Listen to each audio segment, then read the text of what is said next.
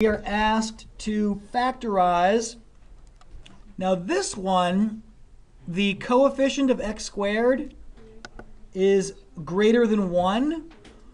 And in order for there to be whole number answers, is there a pair of numbers 3 times negative 2 is negative 6, and this positive 5? Are there numbers a and b such that a times b is negative 6, and those same two numbers, a plus b, add to 5? The answer is yes. Finally, we've got a factorizing that gives whole number factorizings. So those numbers are 6 and negative 1. 6 times negative 1 is negative 6, and 6 plus negative 1 is positive 5. So what I do is I take this plus 5x, and I use my 6 and my negative 1. I am going to rewrite the plus 5x as plus 6x minus x. The 3x squared is unchanged. The minus 2 is unchanged. Now the reason why I've done this is I can now factorize in parts and not have to do any guess and check. 3x squared plus 6x. Those two terms have a common factor of 3x. When I factorize a 3x out of 3x squared plus 6x, I'm left with an x plus 2. Minus x minus 2 have as their biggest common factor minus 1. And that leaves x plus 2 in the brackets. And if you've done this correctly, what's in the brackets here will be the exact same thing as what's in the brackets here. So x plus 2 is one of my factors, and 3x minus 1 is the other. You can, of course, use guess and check. I like the technique that doesn't require guessing and checking. You're welcome to use whatever one works. Questions? Okay. Using that problem, we now want to solve it. Set it equal to 0. If two things, namely the 3x minus 1 and the x plus 2, multiply to give 0, well, that means one of two things. Either 3x minus 1 equals 0, in which case x is 1/3, or x plus 2 equals 0, in which case x is negative 2.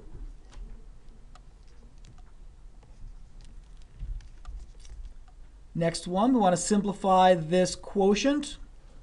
So what I chose to do first, since I've got division, I wrote it out long or old school as dividing like a fraction. Then raised everything to the negative 1/4 power. Of course, BEDMAS says to do your brackets first. 64 over 4 gives us the 16. And 14 divided by, or rather 14 minus negative 2 makes it x to the 16th. Pardon? Are you okay? Exactly. Exactly. So I've got 16x to the 16th raised to the negative 1/4 power. 16 to the negative 1/4 power is positive 0.5. X to the 16th to the negative 1/4 power is x to the negative 4th. And when we're simplifying, we want our powers to be positive numbers.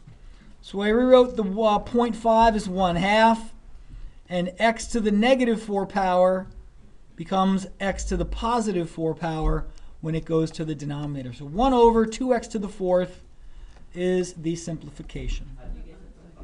Sorry? When I've got these brackets here, Ollie, everything in the brackets is being raised to the negative 1/4 power.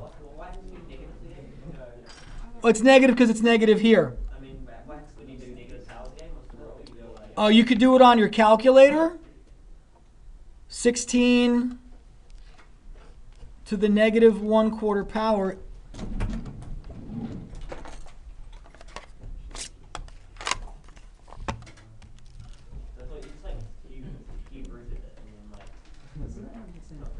Yeah, 16 raised to the negative 0.25.